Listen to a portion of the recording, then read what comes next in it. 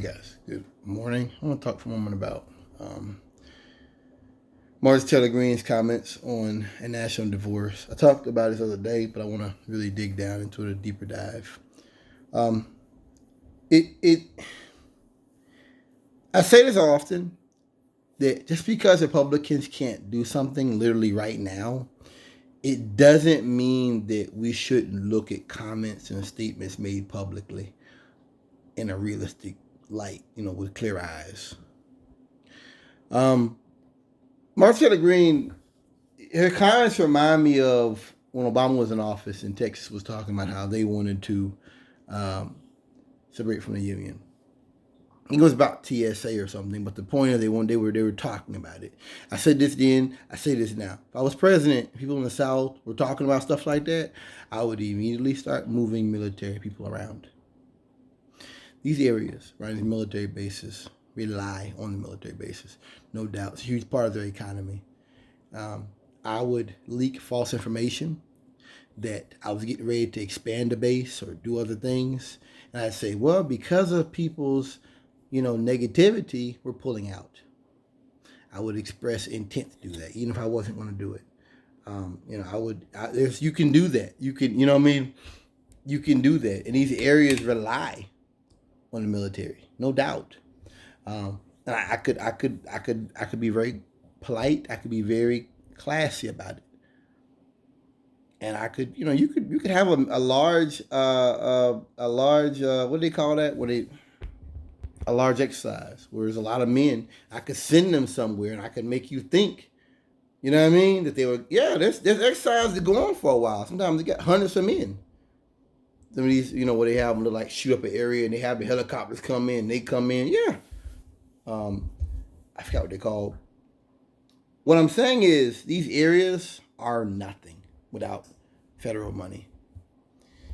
Kentucky and areas like that are very poor. Some of these areas that are very conservative to talk about against gay marriage and things like that, these are areas you don't even want to go to anyway. You wouldn't want to go to anyway. You'd have no interest in.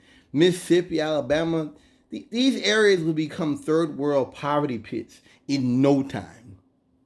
I've been places in Houston, Mississippi stands out. Went to a place out there one time I was on the road. The road had like ruts in it. Like the truck was bouncing. I've been to some areas, like, if that's what you want to go back to, be my guest. They had areas in the 90s. Elohim City, I think Timothy and Vay went there. They were white supremacist towns. And, out in the middle of the woods, I have no problem with that. I have a problem with those kind of people running our government or having any say in our government's business. What I'm saying is Southerners need to know what side their bread is buttered. That's the point I'm trying to make. They need to learn what side their bread is buttered. And if this is the thing that every time something happens they don't like, they just scream about separating from the union, well then something's got to be done. There's a bill right now in Iowa, state of Iowa. They're talking about they want to outlaw the use of mRNA vaccines. This is why I say the pandemic will be worse next time. Much worse. Much worse. We have not recovered from COVID. It's like the '08 recession. There's no recovery. People forget. There's another emergency. People forget about it. I wonder often about what would the right do with social issues. How would they handle, drug dealers? Are they going to do like Duarte does and kill drug dealers? It starts that way. But it ends off killing people that they don't like. See, Michael Brooks is clear with us. Right wing Republicans can say something here and say something there that sounds good, to make sense, families and all that bullshit. But the end wages of it is genocide. You got to understand that. The Seven Mountains, look it up. Talking about how they want to take over the country, how they want to take over things. These people are very clear. And it's just something you wonder. These areas, more importantly, are collapse zones. I think about Nevada and places like that where you have these, these different, how the wildfires get worse every year, and Just the fact that these are deserts. These are areas that weren't really designed for humans to live in. You need government to deal with. This idea of like limited, like no government, night watchman state government, it's not only insanity, it's actually dangerous because what it does is it creates this notion that people can do it on their own. Our society is too complex now.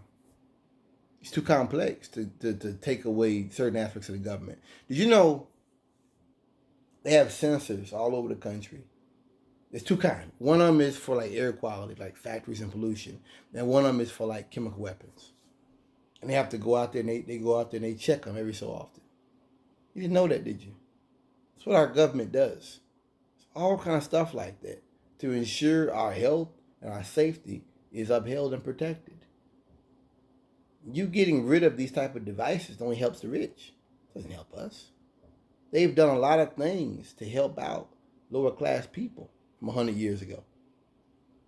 I wonder how fentanyl would hurt right wing states in a true national divorce.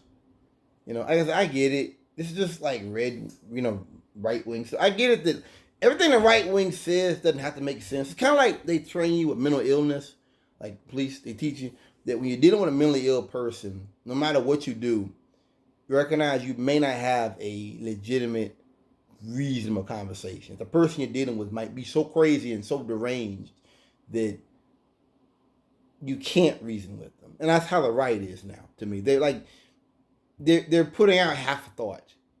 Remember, these are some of the same states that are literally abducting people and abducting children and moving them to other states, Florida and Texas. Remember, to me, that's false pretense. That's kidnapping. Point blank, period. Anybody involved in that is kidnapping. That's criminal confinement. I think that that's wrong, and I think that's the fact that there isn't more outrage about stuff like that. I don't care what you think about illegal immigrants. That's kidnapping. That's wrong, and the fact there isn't more outrage about that matter, that bothers me. It bothers me that that's become normal. We have a right wing that's literally has no adults in the room anymore. It's just half a thought, and that's dangerous. So I mean, I just feel like if Trump gets to the primaries, or if Trump starts doing real good in this next election, I think we need to relook at this national divorce thing. Because what you'll be telling me if that happens, and this won't happen. Franklin Graham stepped away. The Christians have stepped away from him. Fox News guys stepped away from this stuff. Came out, Tucker Carlson said that Trump is a demonic force, and there's too many people that are moving away from Trump that had his back.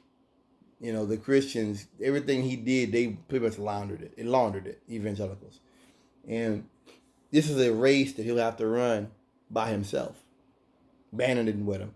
His sister, his son-in-law, and his daughter ain't gonna run with him. It's and you need that, because that's what fascists do. Hitler always put in people that were working against each other. They were actually enemies, because while they were enemies fighting and nobody was clear about what was going on, they could never depose him. So you don't want the best people in fascism. You don't. You want people to be constantly fighting, and you want there to be a problem always. That way you maintain power. That way you remain at the helm no matter what. Trump had his daughter and his son-in-law in there because he didn't want people who were the best. His son-in-law couldn't even get security clearance. My point is just that if Trump gets to those points, you're telling me that a multitude of this country no longer cares about facts. That also has come out against Trump, that he knew about COVID, that he said on the tapes that he downplayed COVID for the election. If that stuff doesn't bother you enough, then maybe something needs to be done. because you're literally saying that you don't care about facts or science anymore. I don't know. Thanks for listening.